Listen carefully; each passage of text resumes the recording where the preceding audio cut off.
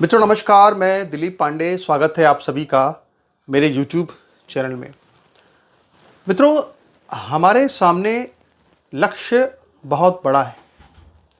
UGC की लड़ाई, सामान्य वर्ग की लड़ाई, सामान्य वर्ग की जो मांगे हैं उनको लेकर ज़मीन पर जो संघर्ष चल रहा है, ये अपने आप में एक बहुत ही बड़ा संघर्ष है। और आप समझिए कि ये संघर्ष इसलिए भी बड़ा है क्योंकि हमारे सामने जो हमारे देश के प्रधानमंत्री नरेंद्र मोदी हैं, वो एक ऐसे प्रधानमंत्री हैं जिन्होंने किसान कानून जो वापस लिया वो कैसे वापस लिया था। हालांकि मैं मानता हूं कि किसान कानून जो थे वो तो किसानों के हित में ही थे और जो लोग थे वो गलत कर रहे थे, इसमें कोई दो राय नहीं है। लेकिन 1 साल के आंदोलन के बाद किसान कानून वापस हुआ था। आप ये समझ लीजिए कि यूजीसी का जो ये पूरा पूरा कानून या जो ये रेगुलेशन लेके आए हैं, इनका अहंकार इतना बड़ा है, इनकी अकड़ इतनी ज़्यादा है कि ये आसानी से किसी मुद्दे पर कभी पीछे तो नहीं हटते। आप जानते हैं इनको, जहाँ जहाँ पर सामान्य वर्ग का विनाश करना है वहाँ पर कभी पीछे नहीं हटते, पर जहाँ जहाँ पर जिहादियों का विकास करना है, जहाँ जहाँ पर शबाना आज़मी की टांग टूट गई है, मारूफ रजा पत्रकार का निधन हो गया, तो वहाँ पर जो उनको ट्वीट करना है, इस सब में उनको दिक्कत नहीं है। यहाँ पे झुक जाने में उनको दिक्कत नहीं है, पर जहाँ सामान्य वर्ग की बात है वहाँ पर ये अपनी अकड़ पूरी दिखाते हैं।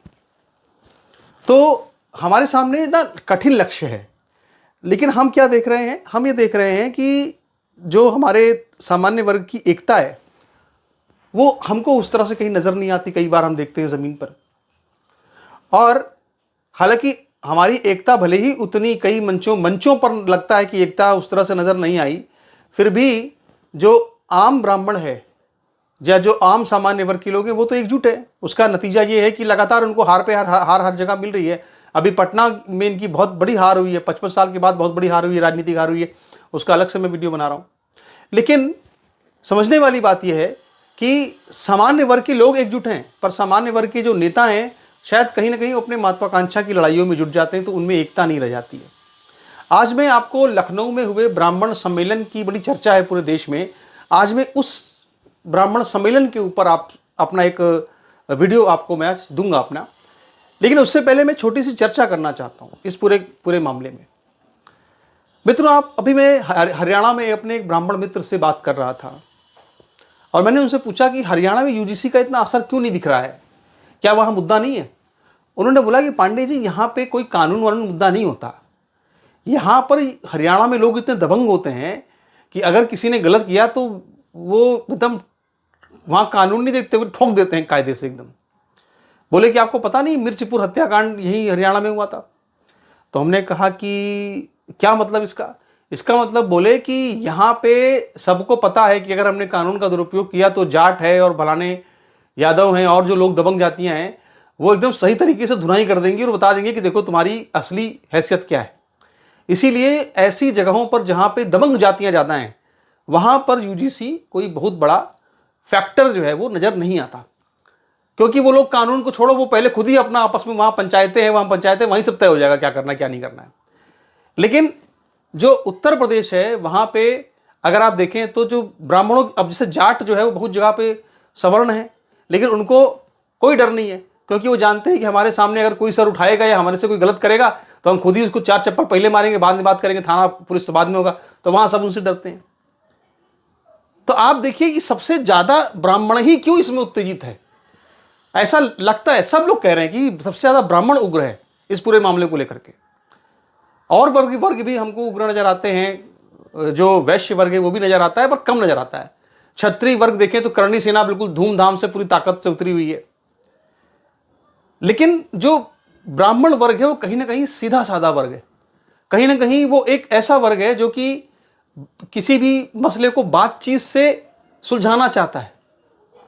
वो क्या कहते हैं कि बिना न मानत जलद जड़ गए 3 दिन बीत, बोले राम सकोप तब भय बिन होई न प्रीत।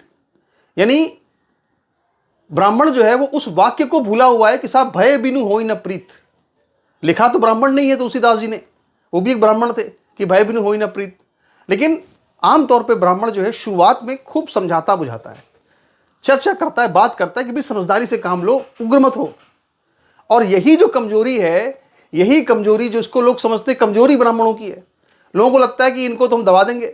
इसीलिए सबसे ज़्यादा, क्योंकि वो जानता है कि अधिकांश जो ब्राह्मण है वो ये बात को जानता है कि ब्राह्मण वर्ग चूंकि सीधे सच्चाई पर चलने वाला वर्ग है, किसी को परेशान नहीं करता है, सब चुपचाप अपना कार्य में लगा रहता है। यही वजह है कि लोग जो है उसको डर है कि इसका सबसे ज़्यादा दुरुपयोग उसके खिलाफ होगा, क्योंकि ये दुनिया में एक दुनिया की रीत चली आई है कि सबकी हमेशा सर उसी के कटते हैं जो, क्योंकि दुनिया में एक रीत चली आई है कि कभी भी शेर की बलि नहीं ली जाती है। बलि हमेशा किसकी ली जाती है? बलि हमेशा बकरी की ली जाती है। बलि हमेशा कमजोरों की ली जाती है, कभी ताकतवर लोगों की बलि नहीं ली जाती है। इसीलिए जाहिर सी बात है कि चूंकि ब्राह्मण वर्ग में ये नहीं कमजोर है, ताकत नहीं, हमारे ब्राह्मणों में तो एक से एक बड़े बड़े लोग पैदा हुए हैं। बाजीराव पेशवा से चाहे बुद्धि की बात करें चाहे बल की बात करें, वो बात नहीं है, लेकिन चूंकि उसका स्वभाव है ब्राह्मण का कि वो पहले आराम से समझाएगा बुझाएगा, तो लोगों को लगता है साहब ये इनको जो करना है कर लो, ये कुछ नहीं बिगाड़ पाएंगे। इसलिए जो है सबसे ज़्यादा ब्राह्मण ही इसको लेकर चिंतित है और बहुत बड़ी संख्या में ब्राह्मण जो है वो सड़कों पर उतरा हुआ है। और साथ में करणी सेना हमारे साथ है और सभी वर्ग जो है वो तो हमारे साथ हैं ही, सब लोग साथ में हैं। लेकिन कहीं ना कहीं हमको एक चीज़ कहनी पड़ेगी कि लड़ाई इतनी कठिन है, मोर्चा इतना बड़ा देखना है, और उस बीच में जब हम देखते हैं कि लखनऊ सम्मेलन जैसी तस्वीरें आती हैं तो मित्रों दिल कई टुकड़ों में बंट जाता है। क्यों बंट जाता है? मैं आपको बताऊं कि लखनऊ में जो ब्राह्मण सम्मेलन हो रहा था, तो ब्राह्मण सम्मेलन में शामिल होने जा रहे एक बड़े नेता, उनका भी मेरे पास फ़ोन आया था और उन्होंने मुझसे कहा था कि पांडे जी आप आइए, मैं आपको निमंत्रण दे रहा हूं। लेकिन मैं जा नहीं पाया संयोगवश। उसमें बहुत सी चीज़ें थी कि वैसे तो मैं वहाँ पास में था भी नहीं, इसलिए भी नहीं जा पाया, वैसे भी नहीं जा पाया, और बातें भी कुछ मन में थी, तो मैं गया नहीं। लेकिन इसके बाद जब मैंने वहाँ की तस्वीरें देखी जो पूरे देश में वायरल हुई, तो उसको देख करके मैंने कहा कि ये तो लगा ही नहीं कि इसमें कुछ कोई एजेंडा पारित हुआ या कोई प्रस्ताव पारित हुआ। क्योंकि पूरे ब्राह्मण सम्मेलन में आप देखिए तो उसमें हमको ये लगा कि जैसे एक आपस में विवाद लगा कि आपस में सब नेता लड़ रहे। आप देखिए राजेंद्र नाथ त्रिपाठी जो कि उस पूरे ब्राह्मण महासम्मेलन के या कहें कि प्रबुद्ध सम्मेलन के जो संचालक थे, जिन्होंने कि इसको पूरा आयोजित किया था, अब लोग उनके ऊपर यह आरोप लगा रहे हैं कि दरअसल वो पूरी तरह से सरकार के द्वारा एक प्रायोजित कार्यक्रम था। अच्छा, मैं निजी तौर पर अगर देखूं तो मुझे सबसे जो खराब बात ये लगी कि उसमें जो उत्तर प्रदेश सरकार के जो नेता आए वहां पे, उन नेताओं ने वहां पे आकर के रुचि तिवारी पर एक शब्द नहीं बोला, यूजीसी पर एक शब्द नहीं बोला। जिस तरह से पूरे देश के अंदर कोने कोने से निकल करके कुछ लोग SC ST के, और सब लोग नहीं SC ST के, कुछ लोग जो कि मैं कहता हूं कि भयंकर कट्टरपंथी हैं, जो अंबेडकरवादी कहते हैं खुद को, उस तरह के लोगों ने जिस तरह की बदजुबानियां ब्राह्मणों की बेटियों को लेकर की, ब्राह्मण लड़कियों को लेकर की, उसका पूरे उस कार्यक्रम में कहीं किसी नेता ने कोई जिक्र तक नहीं किया, किसी सरकारी नेता ने कोई जिक्र नहीं किया। उल्टा हमने ये देखा कि एक वहां पे जो जो जो बड़े पद पर है सरकार में, उनको बाकायदा वहां पर चंदन टीका लगा के शाल उड़ाकर उनको पूरा सम्मानित किया गया। उनको पूरा जो है पता नहीं कौन सा पुरस्कार दे दिया गया, पता नहीं वो किस चीज़ का पुरस्कार दे रहे थे, वो UGC लाने का पुरस्कार दे रहे थे, या रुचि तिवारी के साथ जो दिल्ली यूनिवर्सिटी में हुआ क्या उस चीज़ का पुरस्कार दे रहे थे, या जो संतोष वर्मा ने इस तरह की बातें कही, अपशब्द अभद्र भाषा का उपयोग किया और उस पर कोई एक्शन नहीं लिया गया, आज भी वैसे ही उस मस्त घूम रहा है, तो क्या उसका पुरस्कार दिया गया? आखिर वो किस चीज़ का पुरस्कार दिया गया? अगर आप जो है वो अनिल मिश्रा जी को सम्मानित करें, वहां पे उनको पुरस्कृत करें, अगर आप वहां पे अलंकार मित्र जी को पुरस्कृत करें, या मैं तो नाम लेता हूं जो बड़े बड़े जिन्होंने वाकई में इसमें मुहिम चलाई, अजित भारती को वहां पे आप सम्मानित करें, हालांकि कोई जाती नहीं है शायद, या वहां पे उनको बुलाएं, नीतीश शुक्ला को बुलाएं जिन्होंने इतना बड़ा काम किया, या और लोगों को बुलाएं जिन्होंने वाकई में इस देश को झकझोर दिया। अगर उन लोगों को बुला के वहां सम्मानित करते तो हम ये मानते कि यहाँ आपने सम्मान, उस संघर्ष का सम्मान किया, देश को जगाने का सम्मान किया, सामान्य वर्ग को जगाने का सम्मान किया, तब तो हम मानते कि आपने सम्मानित किया। आपने किस चीज का सम्मान दिया? भाई आपसे तो ये हम लोग अपेक्षा करते हैं कि आप जो है हमारे नेता हैं और आप हमारे देश की बहन बेटियों की या हमारे समाज की बहन बेटियों की सुरक्षा में कुछ कहेंगे, लेकिन आप लोगों ने कुछ कहा नहीं, उल्टे खुद सम्मान लेकर चले गए। और उसमें भी देखिए दिनेश शर्मा जी जो बेचारे वैसे तो बड़े सीधे साधे आदमी हैं, उनके बारे में हमने भी काफ़ी सुना है, लखनऊ के रहने वाले हैं और मेरे पिताजी, अब तो हालांकि वो नहीं जानेंगे मेरे पिताजी को क्योंकि वो तो बहुत बड़े व्यक्ति बन गए अब, लेकिन मेरे पिताजी भी उनसे कई मामलों में पहले मिल चुके थे, तो वो बहुत अच्छे व्यक्ति हैं, सीधे साधे व्यक्ति हैं। लेकिन चूंकि जब सरकार का ठप्पा लग जाता है तो जनता का आक्रोश झेलना पड़ता है। अब आप देखिए, वो वहां पर बोल रहे थे मंच पर, और चूंकि उन्होंने यूजीसी पर कुछ नहीं बोला तो पूरी भीड़ वहां पे नारे लगाने लगे कि यूजीसी पर बोलिए, यूजीसी पर बोलिए। इसके बाद भी उन्होंने यूजीसी पर कुछ नहीं बोला, वो ये बोलकर चले गए कि ये जो समाज को विखंडित करने का प्रयास कर रहे हैं, इनकी योजना कभी सफल नहीं होगी। ये कहकर के वहां से वो चुपचाप जो है वो चले गए, जाके वो कुर्सी पर बैठ गए, उन्होंने अपना भाषण नहीं दिया। अब अलंकार अग्निहोत्री जी जब मंच पर बोलने के लिए आए तो सबसे पहले तो मैं ये देख करके बड़ा आश्चर्य में पड़ गया कि वहां पर किसी ने ये कहा कि सबको सिर्फ 4-4 मिनट तक बोलना है। यानी जब वो अपना भाषण देने जा रहे थे तो उस समय उनको कहा गया, टोक दिया गया कि आपको 4 मिनट बोलना है। अरे भाई, अलंकार अग्निहोत्री जिन्होंने कि अपने भाई नौकरी को छोड़ दिया है और आज पूरा देश उनको सुनना चाहता है, वो जो उनके जो वीडियो देखिए आप कितने वायरल होते हैं, हजारों उस पर लाइक्स आते हैं। वो पार्टी बना रहे हैं, अलग बना रहे हैं, क्या कर रहे हैं, उससे मेरा कोई लेना देना नहीं है। लेकिन मैं वो बात नहीं कहना चाहता। लेकिन उन्होंने एक संघर्ष तो शुरू किया, चलिए जमीन पर तो उतरे, कुछ तो उन्होंने आवाज लगाई कि हाँ भाई यूजीसी गलत है, या जो वो लेकर के घूम रहे हैं साहब, ये अंबेडकर की ये 22 प्रतिज्ञाएं हैं, देखिए इसमें कहां सनातन है। तो अंबेडकरवाद एक खतरा है संविधान के लिए। क्यों खतरा है? क्योंकि संविधान की जो पुस्तक है उस पर तो भगवान रामचंद्र की फोटो लगी हुई है, और ये जो है संविधान के समर्थक अंबेडकरवादी ये कहते हैं साहब की जो है वो तो 22 प्रतिज्ञाएं ले रहे हैं साहब कि हम विष्णु को मानते ही नहीं, हम ब्रह्मा विष्णु को मानते ही नहीं। तो भाई इसका मतलब खतरा कौन है? फिर वो सही कह रहे हैं, वो लोगों को जगा तो रहे कम से कम, भाई सच क्या है झूठ क्या है। आज भी जो अंबेडकर की पूजा करने वाला वर्ग है वो समाज में बहुत छोटा वर्ग है। जब ये सब बातें SC/ST वर्ग के बहुत बड़े लेवल तक जाएगी तो SC/ST वर्ग समझेगा कि ये जो अंबेडकर के विचार जो कि इस तरह के रहे, काफी उग्र कट्टरपंथी कहूंगा मैं इसको, विचार अपने निजी विचार उनके जो थे, मैं कहूंगा कम से कम इसको लोगों को समझ तो आएगी हाँ भाई कि वो क्या है, हम क्या हैं। हम तो कहते हैं भाई तुम किसी की पूजा करो, में कोई दिक्कत नहीं है। हम क्या कहते हैं, किसी की, ब्राह्मण क्या कहता है, किसी की पूजा करो। एक ही घर में कोई ब्रह्मा की पूजा करे, कोई विष्णु की पूजा करे, कोई सरस्वती की पूजा करे, कोई किसी की पूजा करे। ब्राह्मण ने ऐसी संस्कृति की रचना करी कि जो बहुलतावादी संस्कृति है। कोई इसमें भी कितने, कोई शैव है, कोई वैष्णव है, कोई क्या है, कुछ भी तरह तरह की कुछ भी करो। ईश्वरवाद, अनिश्वरवाद, निराकारवाद, आकारवाद, सब कुछ हमारे यहाँ, मूर्ति पूजा, समाधि, मोक्ष, सब हमारे यहाँ पे, सब हमारा दिया हुआ है। लेकिन एक अंबेडकर क्या कह रहे हैं कि सब बुद्ध को पूजना है और किसी को नहीं पूजना है। मतलब सोचिए, ये बिल्कुल वही घोषणा है जो कि मस्जिदों से 5 बार की जाती है कि साहब जो है वो अल्लाह के सिवाय दूसरा कोई पूजनीय नहीं है। ये कुछ बिल्कुल वैसी नजर आती है अंबेडकर की घोषणा जो 22 प्रतिज्ञाओं की है। तो बिल्कुल अच्छा काम कर रहे हैं वो, कम से कम लोग जागरूक तो हो रहे हैं। भाई ब्राह्मण समाज बुद्धिमान है, जहां उसका मन है वहां वोट देगा अपना वो। लेकिन उनको लोग सुनना चाहते थे।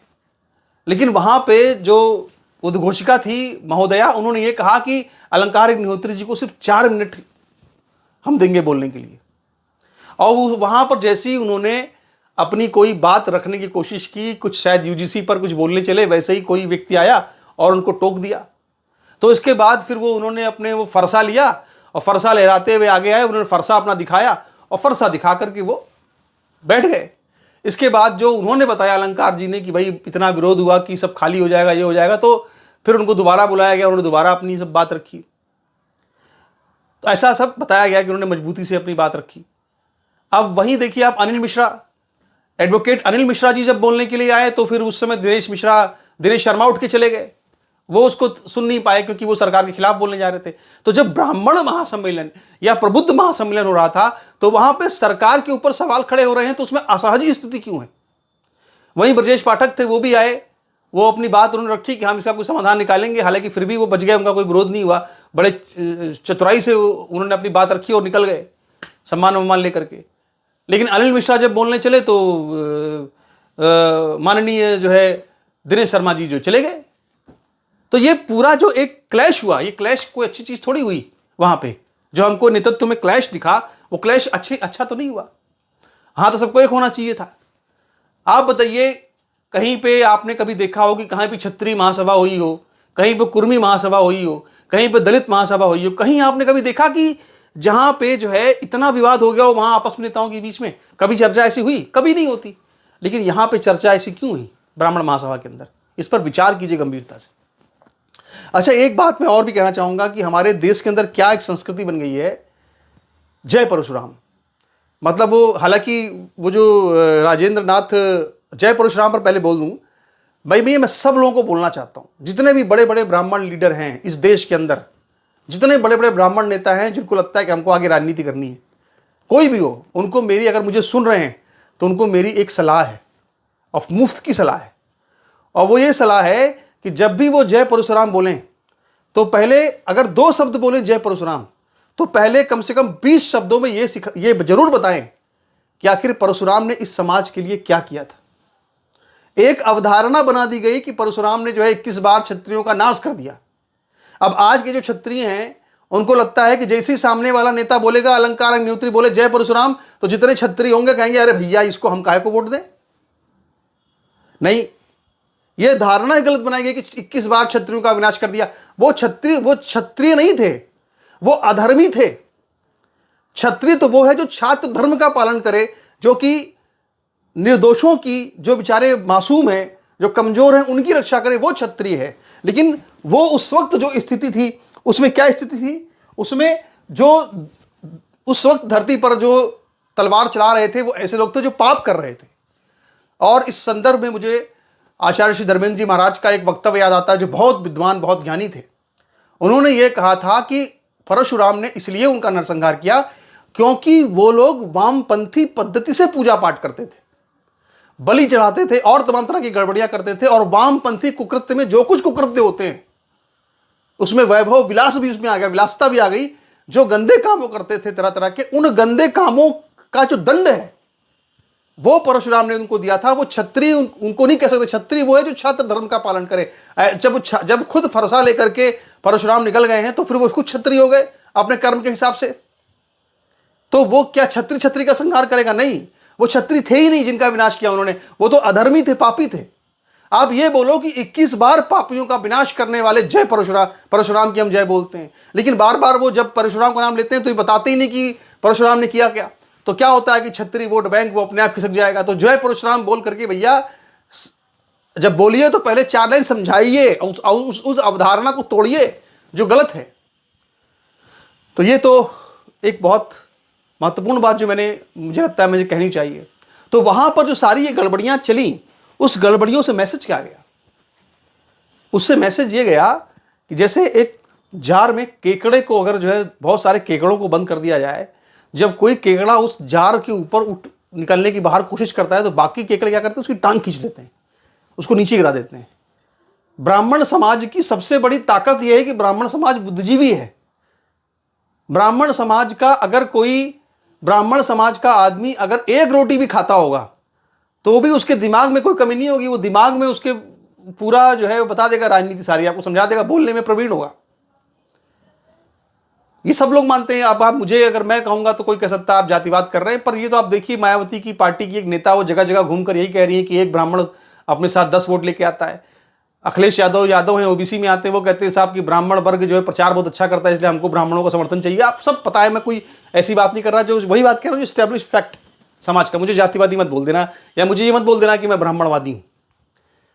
लेकिन समझने की बात क्या है कि एक इंपॉर्टेंस वहां पर ब्राह्मणों की है। ये एक पॉजिटिव पॉइंट है। नेगेटिव पॉइंट क्या है? हर कोई बुद्धिमान है, हर कोई के पास दिमाग चलाने की क्षमता है। अब पठानों में क्या होता है, या पठानों में या और जातियों में क्या होता है, अपना आए वहां लठ लेकर के, या कोई भी और जातियां हैं, बहुत से नाम किसी को नहीं लूंगा, लठ लेके आए, बैठ गए, हाँ भाई क्या करना है बताइए। नेताजी अभी आएंगे बताएंगे। अब नेताजी आ गए, हाँ भाई क्या करना है, ये करना है। अब सब ने सोच लिया यही करना है बस, और कुछ नहीं करना है। हमारे यहाँ पे क्या है, हमारे यहाँ पहले नेता ही आपस में तय कर ले क्या करना है, इसके बाद जो वहां पे कार्यकर्ता बैठे हुए वो अपने खुद अलग विद्वान है। तो भैया इसीलिए कह रहा हूं कि जो है कि ये कोई आसान हंसी खेल मजाक का काम नहीं है। इसके लिए बहुत तपस्या चाहिए, और तपस्या करनी पड़ेगी तभी कुछ मिलेगा। तप बल रचे प्रपंच विधाता, तप बल शंभु जगल सकल जग त्राता, तप बल शंभु करे संहारा, तप ते अगम न कछु संसारा। बाबा तुलसीदास खुद लिख गए। तो इसीलिए ब्राह्मण महासभा में जो हुआ वहाँ पे जो विरोध दिखा, जो सामान्य वर्ग जो ज़मीन पर नजर आ रहा है वो बहुत गुस्से में है, वो एक है। लेकिन सामान्य वर्ग के नेताओं को भी मिलकर बैठना चाहिए आपस में कि क्या करना है वो तय कर लें, इसके बाद जो करना है करें। क्योंकि ये सार्वजनिक रूप से हंसी जो होती है ये मैं समझता हूँ कि ठीक नहीं है। बाकी आपके इस पर क्या विचार है, अपने विचार रखिएगा। नमस्कार, धन्यवाद।